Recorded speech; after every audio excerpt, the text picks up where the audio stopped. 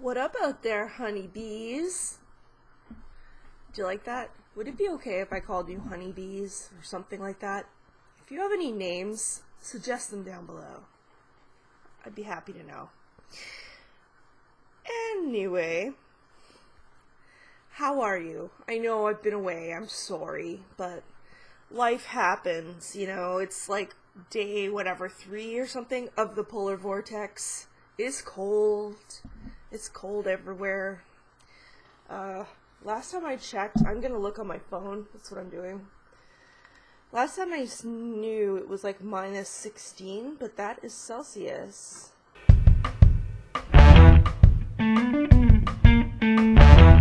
Okay. Minus 16 Celsius converts to 3.2 degrees Fahrenheit. So, let's get into it, shall we?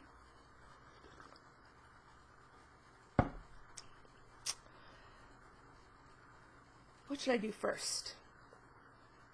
Finishes. Let's do those. Those are always really fun. Well, I was running a contest called Fast Feb Finishes, she called it. And it was to see who could finish February patterns as quick as possible. And it was insane. Somebody finished a pattern in like 2 hours. It was nuts. I was like, geez. So she's got a whole list of free patterns in her blog posts. And there were some designs that came out this month that you could purchase as well, if that was your thing. This is the pattern that I chose to do. It was one of her free ones. It's pretty straightforward. I made some changes. I added in, well, I used a variegated green floss. It was like, the number is in the 4000s. I forget what number it is, but it variegates. It goes from like toxic green to turquoise. So I thought that worked really well for this like potion right here. The other thing I did differently is I added a star with a sequin in the middle and the spider web. Let's get closer. And the spider, that's all me. That's not charted at all in this chart. But there's a spider that this is like a bead that's like a top drilled bead, so it's more of a sequin, and then the head of the spider is just a clear bead, and the black legs and everything are done in DMC 310 S, so that rayon stuff. I stitched in all of my 310s. There's cotton, the T here, that's light effects. I don't know if you can really tell on camera. And the cauldron and spider are done in, rayon. The cauldron as well as the spider. And I just grabbed a purple thread for the moon and a gray, light gray. I don't remember what color it is, but it's a pale gray. And I stitched it on, I want to say 18 count Aida. I think it is. Yeah, it is. It's Aida that I dyed last summer. Yeah, it was during the summertime. And it's just a little teeny tiny hoop. It didn't take long. I could have done the whole thing in one sitting, but I'd been stitching all day that day when I found out about the contest. Excuse me, gross. So I only had time to stitch like the word witch on the first day before my eyeballs were threatening to explode. So have that. Isn't that cute though? Love that. Love it. My next finish is the banana. Now, I know you've seen the banana on the channel before when I was working on it. This is 28 count even weave that I did all of the stitching 1/1 except the blue. The blue stitches are done 1/2. That's right, 1/2 in a DMC. What are those blues that are like electric blue? I forget the range that they are, the numbers, but anyway, it's in rayon, so it's a shiny blue banana. Now, why would I change my stitch size, you ask? Because I wanted to fill in the space quicker, to be quite honest. Also, I wanted to have an easier time with the stitches. For those of you who don't know, rayon DMC is thicker than cotton. The cotton stuff, it's not hard to do 1/1. It's quite a fine thread, but the synthetic stuff in either the light effects or the rayon stuff is not. It's a thicker fiber. So one ply from the skein is about the same as two thicknesses of the cotton floss. So in effect, when you're using one ply, it feels like you're using two in thickness. That's the kind of coverage you get. So since you can't go thinner than one, theoretically, it's really hard to keep the tension on it because it wants to, when you pull on it, it doesn't stay. Cotton does, because it's natural, so it sinks in, you know? Whereas with a synthetic, it doesn't. It wants to kind of relax a little bit when you let it go. So you pull it tight, like this, and then it just releases just a little bit. And it doesn't matter how hard you pull, it's just going to do that. So instead of fighting with it, because why? Why do something if you have to fight with it? I thought, well, I need to fill it up. I really want it to be rayon, and I really want it to be a blue banana. The original thing is charted with this as a yellow color, like you might expect, and the writing that I changed to say make eye contact while eating a banana, actually in the pattern is charted to say never make eye contact while eating a banana. But I thought, that's really funny. If I just take out the never, I don't know. I just thought it would make the joke funnier. Maybe it does. I don't know. Also, point of interest, this color I stitched the lettering in is one of the colors from, I believe it was last year's box of new flosses, that aluminum box that you could get that had all these skeins in it, like 50 skeins or something. It's like a chartreuse from there. It's a really cool one. It doesn't have a proper number. It was like number 10 or something. I don't remember. That's a question I have. That was what I wanted to get into, and I'm glad I reminded myself. What is the deal with the new colors of DMC? They're really pretty, and I like them. What is the scoop with those? If I wanted to replace a skein of my favorite, how would I go about doing that? Do they release all of those colors with their own numbers and stuff the following year? Like, what do they do? I'm curious to know, because there are some colors there that I could see myself using on a regular basis, and I wouldn't mind being able to replace them eventually. So if anybody has some insight, that would be fantastic. And my latest whip is the 90s. Here it is. I'm working on the Ren and Stimpy outline there in black. But the pattern is chugging along. It's doing fine.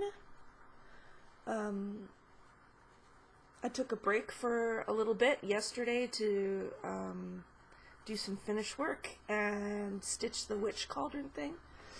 But I'm back on here because I want this one finished. The only thing I've changed about it is the Foo Fighters thing right here. That used to, it's originally charted as the Nirvana Happy Face, and I don't like Nirvana. Sorry. They're not the quintessential 90s grunge band for me, so I changed it to Foo Fighters. Just the way I changed Seinfeld from Friends. It's originally charted as Friends, but I like Seinfeld better. It's a better version of Friends, if you ask me. What else did I change? Nothing. Other than the number 90 in here, I'm stitching it with, it's like a catch-all for all of my like loose colors of floss. If I finish a motif, like say I finished Elmo or something with the orange on my needle or whatever, then I would, if I had whatever length left on my needle, I'd just go to the 90 and stitch a few stitches with whatever's left, just so I can get all the colors kind of in that 90 for a unification kind of issue, or a unified look, perhaps. I like doing that. That way I don't have like loose bits of floss everywhere. I don't like loose bits of floss. They make me a bit batty. So anyway, that's sort of lately what's been going on. Of course, this morning, my husband and I woke up. We were under like 10 quilts. It was insane. And my husband was like, I was cold. Maybe we should get another quilt to put on the bed. And I was like, well, we have other ones. And I said, are you telling me that you want me to make more quilts now? And he said, maybe. And I do have the fabric to do it, as you know. So I thought maybe that's what I could do, is some hand piecing. I know I've talked about this in the past, but I'm going to probably go back to English paper piecing. I'm better at that by hand than conventional piecing, like half square triangles and all of that. Like, I can do that by hand, and I have, but it's just so boring. I would much rather piece that by machine, because I can do it lots quicker and more accurately. And it takes a lot less time, because by hand you have to mark your seam so that you get a reasonably straight line and stuff. So anyway,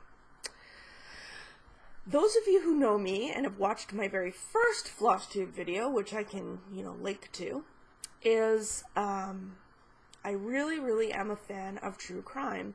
And in my first video, I talked about my favorite movies and books and stuff like that, and kind of interests in that regard. And I finally decided that I'm buff enough with the classic crime of JRH, John Reginald Halliday Christie. And I also really enjoy the movie 10 Rillington Place that had Sir Richard Attenborough in it, and if I'm not mistaken, John Hurt was in it as well. He was in it too. It's the classic case of Timothy Evans being hanged mistakenly. It's pretty much confirmed now that he was innocent and he was hanged because Christie managed to frame him and convinced everyone that, like the law and everyone, that he had committed terrible crime by killing his wife Beryl and their child Geraldine, who was only a year old, by strangulation, and when in fact Christie had done it himself, and he was an awful and disgusting sex killer who had a long history of criminal activity that nobody ever caught him on. It was so strange. He ended up being in the London police reserve during the Second World War, and like nobody checked to see if he was in fact of good character, as they would say. They never checked, so he got away with, literally he got away with murder for 10 years. Anyway, he was hanged eventually. He was found guilty and hanged 3 years after Timothy Evans. Timothy Evans was 25 years old when he died. It was awful. Like, how awful is that? Anyway, John Christie was just a hideous character. And even though the crimes that he committed were during the war years and post-war, they're still talked about a lot today in the British crime canon, and just for anyone who's interested in those kind of stories. It's one to know for sure. And I love the movie that they did because they were able to shoot it, all the outdoor scenes, in the actual Rillington place. It had been renamed by that time to, what was it called? Bartle Road? Now it's got a whole nother name again. They renamed it again after destroying the building, because it was a row house, one of those English row houses. Anyway, he and his wife, who he killed also, lived on the bottom floor. On the middle floor was another guy that isn't really talked about. He just lived up there on his own. And then the top floor was where Timothy and his wife, Beryl, moved into with their daughter. And it was like a 2-room thing up there, like a little teeny tiny kitchen with a little bedroom chamber on it. Like, it was just little tiny.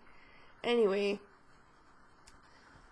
I'll leave that to you. You can, watch the movie if you want to. I ended up buying a copy of the Blu-ray because the movie was really hard to find online, and if you get it, a legit copy of it like I have, you can watch special features and commentary tracks and things like that. That probably sounds kind of vintage to a lot of people, but I love watching commentaries.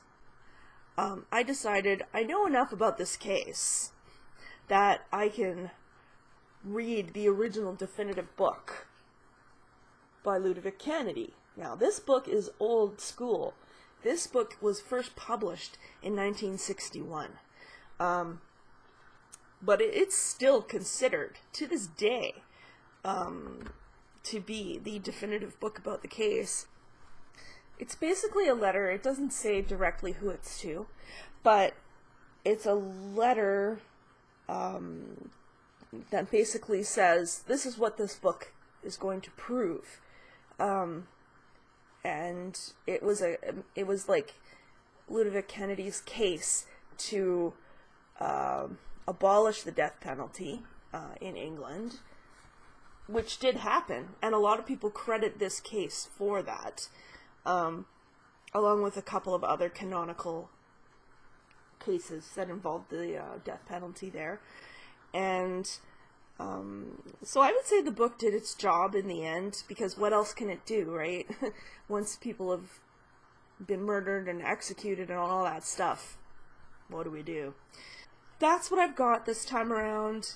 I am supposed to do a tutorial for BB Craft. They wanted me to do some beadworking on one of their cabochons for them, which I might do. I hope that I can do that soon rather than later.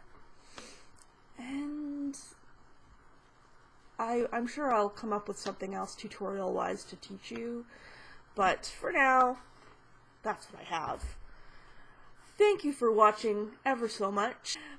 Go to my page on YouTube and click the community tab, and you can check out things I've posted in there, leave comments in there, whatever you want to do.